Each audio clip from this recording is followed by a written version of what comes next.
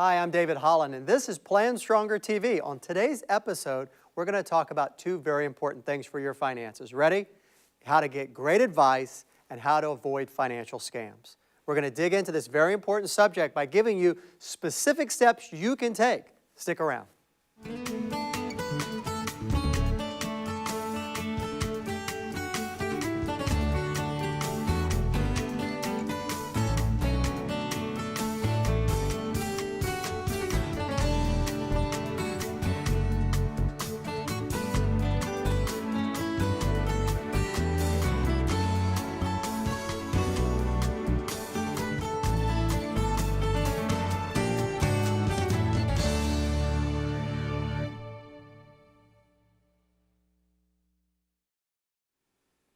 Welcome back. So, how to avoid scams, how to get great advice.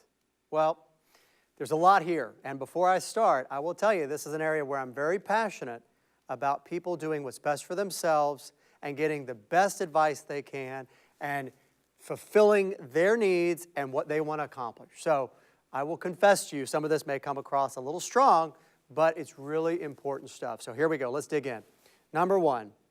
It's your money, it's your money, it's your money. And you have to remember that nobody cares more about your money than you do. Now, there are people that care a lot about getting your money, investing your money, helping you with your money, because that's what they do to earn a living. And that's all well and good. No problem. People can provide services and you can choose to engage them to provide that service and they can be compensated for doing that. But there are some really important things that you need to do to protect yourself and to be careful. And the first thing I want you to know, or to be more cognizant of, is that you have to be discerning about what is presented to you and recommended to you. There are scams that occur every day where people's hard-earned savings, what they've saved their whole life to build and to enjoy in retirement, are taken, swindled, stolen, call it what you want, but they get talked out of their money.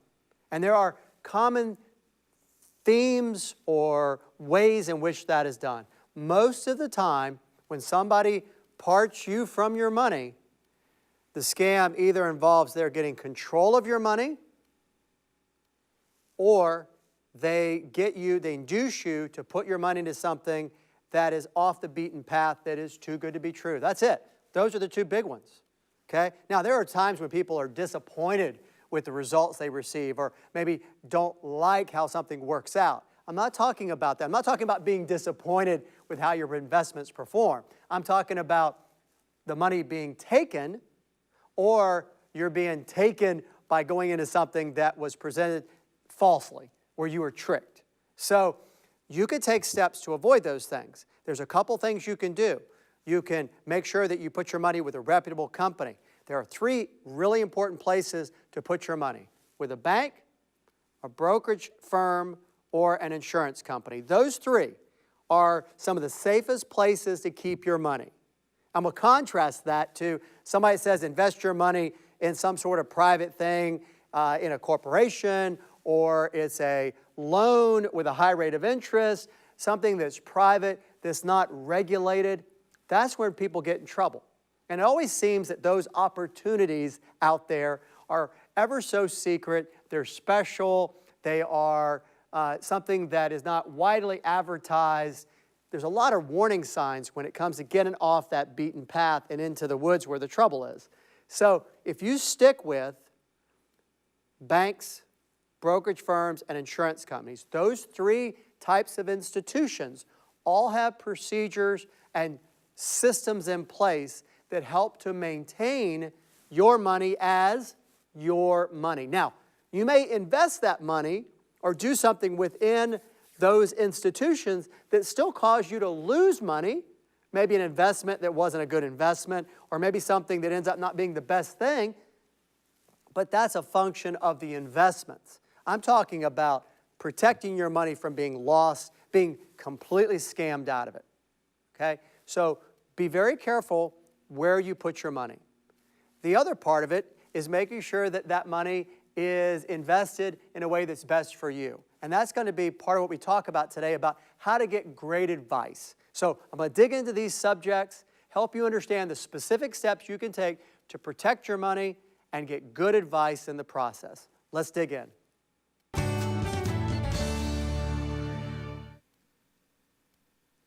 Welcome back. So, when you're a hammer, everything looks like a nail. What am I talking about? Well, in the financial world, the running joke, and it's not really funny actually, it's kind of sad, but there are some financial people, there are some salespeople that they have a product to sell, and everybody should have that product. So when you're a hammer, everything looks like a nail. Want to hit people with the hammer that are all nails. So in other words, everybody should get that product. There's a lot of energy spent and money spent in the financial industry teaching financial people how to sell better, how to overcome objections, your objections, how to convince you to part with your money and put it in their product. You see the face? I don't like that at all. I think that is a real disappointing thing about the financial services industry. I think the financial industry should take that energy and put it into helping advisors be better advisors and be better trained and better educated and better able to do what's best for the client. So, how do you make sure that's your experience? And I want to be very clear about a couple of things. Number one, I spoke a moment ago about scams and people trying to basically steal your money. But there's also the second piece, which is financial people that put you into maybe the wrong thing. So there's two separate issues or two separate challenges for the investor. Number one, protect your money from being stolen. Classic example, the pyramid schemes, the Ponzi schemes, the Bernie Madoffs. Avoid somebody from stealing your money. And then the other one is avoiding somebody doing a bad job with your money. Two both very important things. So, how do you do that? Well, you make sure you know what you're investing in, of course. You make sure you're dealing with a reputable person or firm. You make sure that you put your money in a safe place. The challenge is that the financial services industry spends millions and millions of dollars advertising their products, and you, the consumer, need to figure out what's best for you. So now you have a couple of options. You can do it yourself, or you can hire someone to help you. Now, if you do it yourself, there's three things you need to be able to do. You need to consider these things. Number one, you need to like it. You need to want to do it and be interested in it. You need to have the time, and you need to have the skill.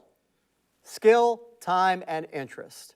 If you're not able to have one of those things, if that's not you, it's going to be difficult. So I've got an example. I've got a client that's been with me for a long time. He likes financial stuff. He's very capable. He didn't have the time.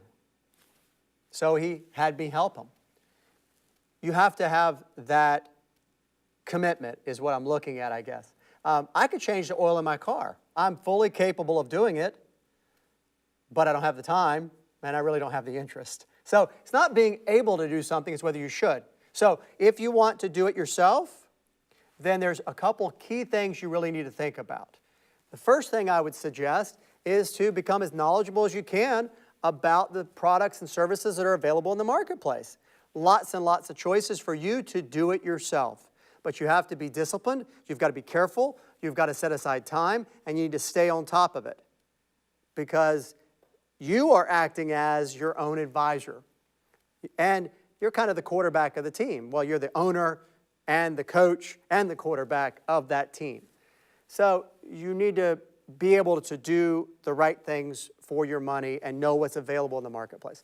Now, if you decide to have somebody help you, wow, there are so many choices available in the marketplace. And unfortunately, I think this is also an area where the financial services industry maybe could do a better job of helping you, the investor, you, the consumer, you, the person with money that needs help, to help you understand your choices and to be able to delineate and discern the right advisor for you.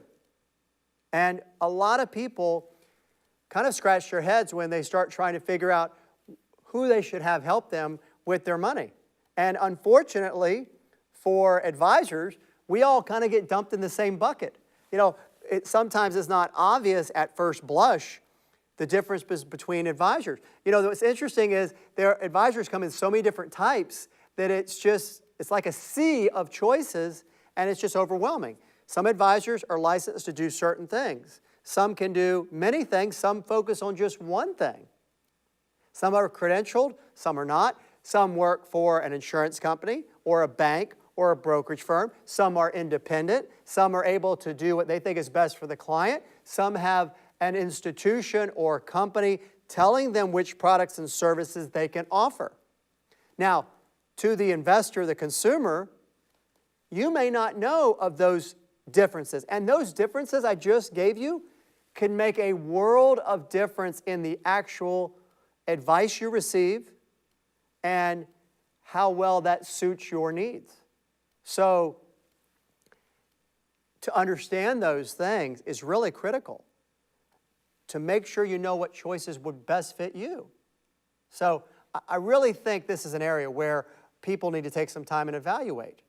Now, when you look at different advisors, there are some, as I said, that specialize in a certain area. You need to ask the advisor that you choose to work with, which licenses do you hold? Which credentials do you have? You need to make sure that you have somebody that can give you the breadth of recommendations that maybe fit your situation. If they only work with one specific thing, then that's going to be the solution. I'm back to the hammer again, right? If somebody only, for example, if somebody only handles mutual funds and you go to them for advice, what are you going to get? And by the same token, if somebody only does annuities or they focus on long-term care or they focus on life insurance, each of those things are fine. You just need to know the limitation or the focus of what they do so that we don't get confused about getting good advice or building a financial plan and that you're going to have all things being considered when only one category of investment is going to be considered. We need to know that we can get a breadth of services, and it may be that you need to work with more than one advisor. Maybe you need to work with 3 or 4 that each have their area of specialty, or maybe find an advisor that covers all of those so that you can count on them to give you the right mix of investments for you, not to be limited by what they can offer you. So these are some of the things that I think really are critical for people to think about. The other is never, ever go all in. Never go all in on any one thing. I have never seen anything in over 20 years of doing financial work where I said to myself or to a client, let's put all your money into this or that.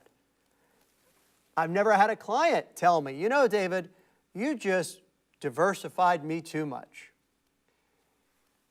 We want to be careful to stay measured and to keep our options open, because by doing that, you can protect yourself from maybe one investment or a couple things not working out like we hope that they would. Now, back to another point, which is really a key thing. There is so much noise in the financial world. Television, radio, newspaper, magazine, there's all of internet. There's all these sources of information. And you hear all sorts of different ideas. And I guarantee you that when you go on the internet, for example, you're going to get a multiple array of different opinions about different products. There'll be one person or somebody with an agenda saying, everyone should put their money in this, or you should buy this, and another person saying, don't buy that. There's going to be a lot of mixed messaging. So that means that you have to kind of step back and think about or look at where they're coming from. You know, what's the source of the advice or information you're receiving? And while we're talking about this, there are a lot of personalities. There are people that have television shows. There are people that have radio shows. There are people that write financial columns, that write magazine articles, that all have their opinions. Nobody's got the monopoly on financial advice or prudent steps for you to take. And that brings me to another point. Rules of thumb or things you catch while you're watching TV, while you're getting dressed in the morning, and somebody's talking about steps you should take. These are all general ideas. They are all rules of thumb. Those are things to look at as a starting point. These are things that are a place to start, not to end. If the talking head on TV says you should have 10% of your money in gold, just as an example, does that mean you should have 10% of your money in gold? I don't think so. Maybe think about whether that makes sense for you, but see that as an idea generation, not as specific advice. And I've seen some of the television shows on that talk about financial stuff, and I've watched them, and I, of course, have my opinions and have my ideas about what I think makes sense for people and my perspective, having done this as long as I have. And I listen to that and go, I'm not sure that I agree with that. So who's right? Well, that's for the viewer to decide. But the thing to be mindful of is that a lot of what you see and hear and watch, it's entertainment. It's got to hold your attention. So it's going to be exaggerated, or it's going to be weird or interesting. I saw one time, I won't pick on anybody by name, but I saw one time a caller had called into a TV show and was asking about a purchase and having the person review their financial picture. And the person, I was listening, I was watching, I thought it was interesting. They've really done a good job of saving for retirement. And the person asked the TV personality if they could buy a banjo because they like music. And the person said, nope, you can't afford it. Okay. I don't know that that's really all that helpful. I looked at the guy's financial situation. I'm like, buy the banjo. Good grief. So you've got to keep what you see and hear in perspective. It's entertainment. Another one, one that does a radio show, I was listening one time, because I just like to see what other people say, and especially doing a TV show myself. And the media expert, the celebrity expert, was talking about some different subjects, and part of the show he was talking about how to save money on buying diapers, and then in the next segment he was talking about which type of annuity you should get. Well, I promise you we're not going to talk about diapers on this program because I'm not an expert on diapers. So, I mean, that's all entertainment and it's all stimulating and interesting stuff, but you've got to take all that with a grain of salt, because when it comes to your finances, you've got to make sure you're making the right choices and you're getting the best advice you can. And that is best done, ready? That is best done by having somebody that you are comfortable with that's going to give you advice that's specific to your situation, that's going to guide you with the right things and have the breadth of options and the breadth of access to different things, not all one company or all one product, so they can tailor that plan, those various pieces to you to fit your situation. And there's some key things to get great advice. You have to like them, you've got to trust them, and you have to believe they know what they're doing. And if any of those things are missing, it's not going to work. So make sure that you are looking out for you with your money. And don't be afraid to get a second opinion on your finances if you're not sure you're in the right place. And there are, in the financial industry, some advisors move around. They change firms. That could be good or bad. That might be good for you or it might not be. Take a moment to sit back and say, well, is this really what's best? Maybe you've moved geographically. Maybe you've moved and relocated. We have a lot of people that move to Florida, and when they do, they might look for a new advisor. They might want somebody that's close and local that they can sit down and talk with to look at their situation and give them advice. So be open to these ideas, but understand, in getting great advice and avoiding scams, you need to be aware. You need to be cognizant of these things that I've discussed. And I think if you do that, if you look out for yourself, if you take some time to plan, and it will take time.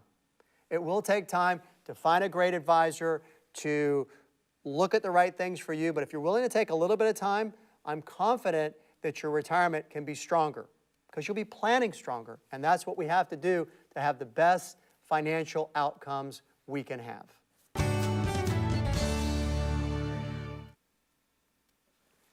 Okay, it's time for viewer questions. And remember, you can email me your questions and I will answer them on the program. I'll change your name and I'll also change the situation a little bit if I feel like that will help to protect your identity. Keep you anonymous, but you can still get a good answer to your question on the program.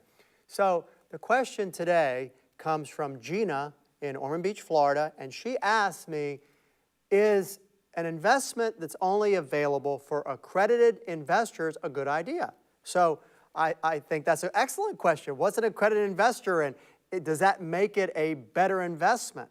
Let me read you the definition of an accredited investor. And so this is right from Wikipedia, and it's actually a reference to the Securities and Exchange Commission.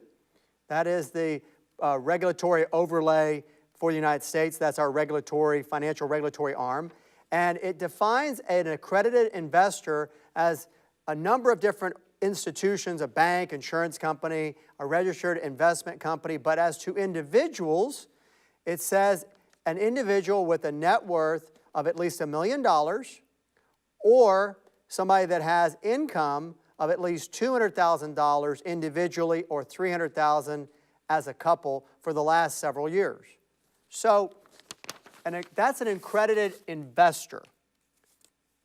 That's a definition of somebody who's considered an accredited investor. Now, what does that have to do with investing? Well, certain investments can be made available to the public, and when they are made available by the person offering them or the company offering them, there are certain duties and responsibilities that that company has to the investor in terms of the product or investment being suitable and appropriate for that customer. When somebody is an accredited investor, the rules are lessened for the person offering that product or investment opportunity. So what's really interesting is that when you hear a product is only available to accredited investor, what does it sound like? It sounds special. It sounds like it's reserved for only certain people. That which is not attainable by everybody seems to be of higher value or more sought after, right? It sounds special. Here's the reality. The truth is, it makes it no more special. It makes it no better than any other investment, just because the company that's offering it doesn't have to follow as strict rules about offering it to the customer or to the investor. So being something that's only available for an accredited investor makes it neither better nor worse. It just makes it less of a rule or requirement for the person offering it to the person. Now, I've got a second question for you. It comes from Chris in Ormond Beach, and he asked me, what's the difference between a broker and a fiduciary? This is an excellent question, Chris. In the financial industry, we have an ongoing debate about how advisors work with clients and how we are held to a standard of care in providing services to them. And there are different standards of care. A fiduciary is the higher or highest standard of care where the client is placed first, and then the broker and their company or advisor and their company is second. In other words, the duty is to the client in doing what's best for them first. A broker is simply a definition of somebody who is licensed to offer products and services. Typically, a broker refers to somebody that is a securities broker. They are licensed and they are employed by a brokerage firm. So the two are not necessarily the same. Brokers are typically held to what's called a suitable or suitability standard, that what they recommend is suitable for the client. It may or may not be what's best for the client is the distinction between suitable and the fiduciary standard. So that is a way of delineating the responsibilities that an advisor has to the client. Good questions. Be sure to email them to me. I'll be happy to answer them on the program. You could probably tell that I was a little wound up about our program today. Well, this is an important subject. And before I go, I just want to share with you that this is your money we're talking about. Don't be bashful. I know this can be a little uncomfortable if you feel like maybe you're not getting the best advice, but no regrets. You know, there's no perfect investment. There's no perfect advisor on the planet. People make mistakes. And maybe sometimes they're in a situation where they try to do what's best for you, but it doesn't work. You've got to be vigilant. You've got to be self-determining. You've got to look out for you, your financial future, and your family. That is your responsibility. And if you do that, you'll plan stronger. If you would like more information about the topics and our guests featured in this series, please visit our website at PlanStrongerTV.com. Also, if you have a question you would like David to answer, please send it to questions@PlanStrongerTV.com.